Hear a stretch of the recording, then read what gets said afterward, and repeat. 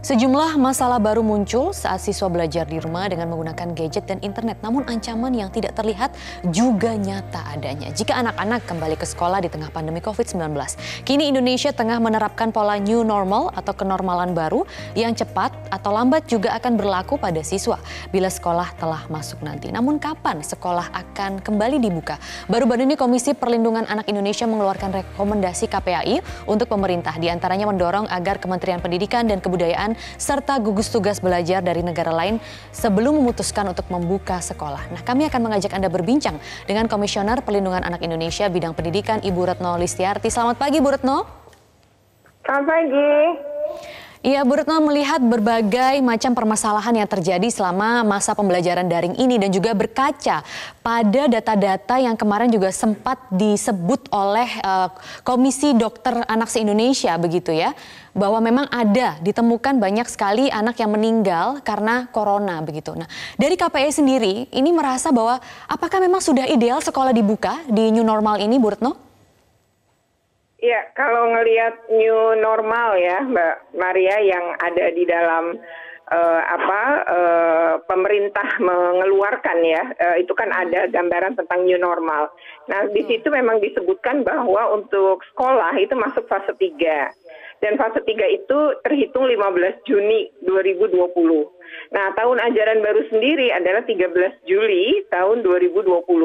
Nah, kalau melihat situasi dan kondisi kasus yang terus naik, kemudian kalaupun turun juga masih fluktuatif dengan angka yang tinggi, sebenarnya ini belum tepat ya kita membuka sekolah pada Juni maupun Juli.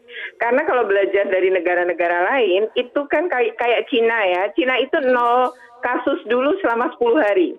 Baru dia membuka sekolah. Itu pun gurunya diisolasi dulu selama 14 hari oleh negara, baru boleh mengajar. Nah, ini kan yang kemudian persiapan-persiapan seperti ini apakah sudah dilakukan juga oleh pemerintah Indonesia. Nah, kalau 0 kasus berarti kan sama sekali nggak ada kasus selama 10 hari. Nah, itu kan berarti harus ditunggu apakah dengan angka ratusan saat ini memungkinkan, apalagi kemarin ya bandara bludak, mal bludak, kemudian pasar juga seperti itu gitu. Ini apakah mungkin kemudian new normal ini bisa terjadi di 15 Juni untuk sekolah? Kami meragukan karena banyak sekolah juga tidak siap sebenarnya dari sisi misalnya wastafel ya, kemudian sabun cuci tangan, disinfektan, itu sangat sedikit sebenarnya sekolah yang siap dengan protokol kesehatan ketat gitu. Bagaimana dengan sekolah-sekolah yang saat ini sudah mengeluarkan sejumlah sedikit seperti himbauan atau mungkin semacam himbauan awal untuk para orang tua murid yang mengatakan bahwa nantinya sekolah akan dibuka per shift begitu. Jadi akan dibagi seperti kelompok, ada yang pagi, ada yang siang, ada yang sore. Kalau menurut KPAI sendiri dengan metode seperti itu apakah sudah cukup aman, Bu Retno? Ya, pertama kalau soal aman tidak, maka Kemdikbud dengan Kemenak maupun gugus tugas COVID-19 kami harapkan untuk mengajak bicara Ikatan Dokter Anak Indonesia, untuk mengajak bicara juga KPAI ya. Kemudian kalau di daerah itu ada KPAD.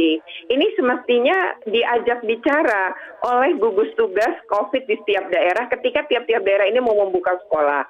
Nah, Ikatan Dokter Anak Indonesia itu penting. Kemudian ahli penyakit menular ya di setiap perguruan tinggi negeri di wilayah-wilayah beberapa provinsi itu kan ada. Nah, mereka harusnya dimintai pendapat.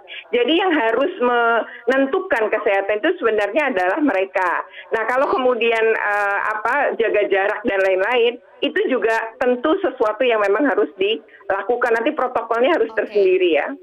Jadi kalau untuk saat ini KPAI merasa sekolah masih belum siap ya untuk anak-anak atau siswa-siswa ini kembali masuk. Ini sebenarnya sejalan ya Bu Retno dengan pernyataan yang pernah diucapkan oleh Menteri Pendidikan dan Kebudayaan Nadiem Makarim. Kita simak bersama.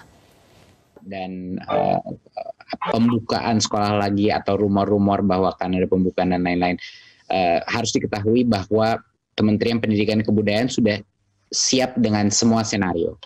Ya, kami sudah ada berbagai macam real, tapi tentunya itu bagaimana kita penanganan dalam senario apapun itu terus menjadi suatu diskusi dengan pakar-pakar, dan tentunya keputusan itu masih di dalam gugus tugas, bukan di Kementerian Pendidikan dan Kebudayaan. Jadi kami harus mengalign dan selalu harus kami yang akan mengeksekusi dan mengkoordinasikan. Tapi keputusan kapan, dengan format apa, seperti apa, karena ini adalah faktor kesehatan bukan pendidikan, itu masih di gugus tugas. Jadi mohon menunggu. Saya pun tidak bisa memberikan statement apapun mengenai keputusan itu karena itu dipusatkan di gugus tugas. Tapi kami tentu terus berkoordinasi dengan gugus tugas. Jadi mohon kesabaran. Tetapi juga kalau ada rumor-rumor atau hoax-hoax mengenai ini akan dilanjutkan sampai akhir tahun, apa akan menunggu tahun berikutnya dan lain, itu tidak benar. Kami tidak pernah mengeluarkan pernyataan kepastian karena memang bukan keputusannya di kami. Ya, itu tadi pernyataan dari Menteri Pendidikan dan Kebudayaan Nadiem Makarim. Nah, dari KPI sendiri setujukah tidak kalau memang sekolah saat ini belum bisa dibuka kembali? Kira-kira kapan dong Bu Retno idealnya?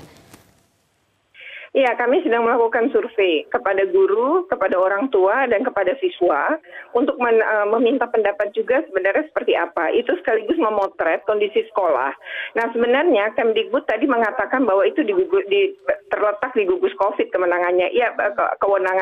Iya betul, tapi kan tetap harus dipersiapkan oleh Kemdikbud. Kemdikbud harus memastikan, memetakan dengan dinas-dinas pendidikan sekolah-sekolah mana yang kekurangan wastafel. Memungkinkan nggak kalau ada sabun di situ, kemudian memungkinkan nggak kalau masuknya gantian. Misalnya SMA, kelas 1 masuk, kelas 2, kelas 3 berarti libur. Kemudian nanti kalau kelas 3 masuk, kelas 2 masuk, kelas 1-nya libur. Nah ini kan sesuatu yang harus dibuat. Lalu bagaimana dengan jaga jarak? Ya, kemudian kantin nggak boleh buka. Anak-anak harus membawa bekal sendiri. Karena kantin sering menjadi tempat kerumunan.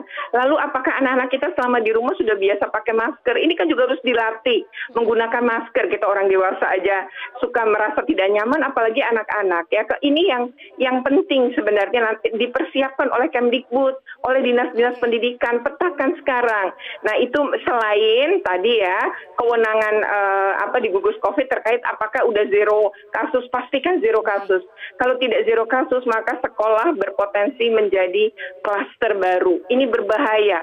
Dan kalau anak-anak dirawat di rumah sakit, dia itu diisolasi nggak bisa sendiri loh kalau anak SD, anak TK. Nah ini kan gimana gitu situasi ini, siapkah sistem kesehatan kita ketika anak-anak tertular banyak. Oke, Bu Retno tadi Mas Menteri mengatakan sejumlah skenario sudah dipersiapkan oleh Kemendikbud. Nah skenarionya tuh seperti apa sih Bu Retno yang ideal, yang layak begitu, dan kapan sebenarnya sekolah ini benar-benar bisa ideal dan aman menjadi tempat belajar mengajar kembali untuk para siswa?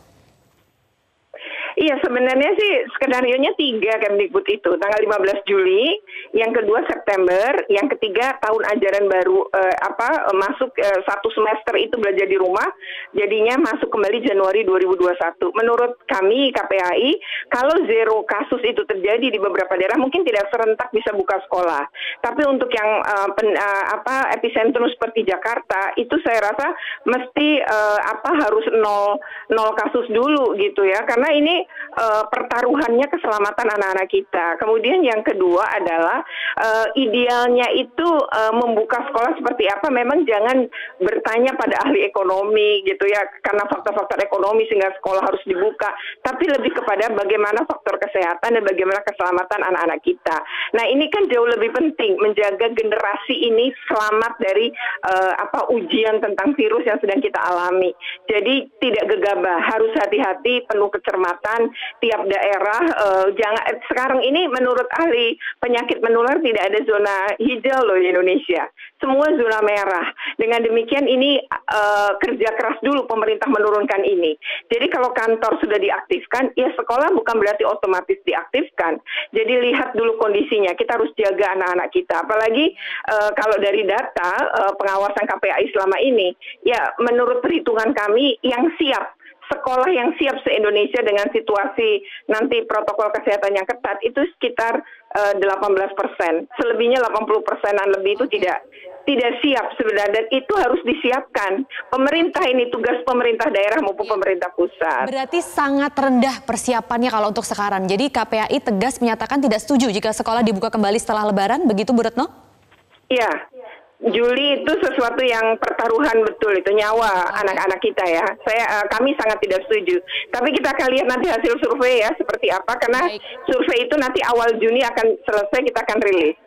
Baik, terima kasih Bu Retno Listiarti, Komisioner dari Komisi Perlindungan Anak Indonesia. Terima kasih.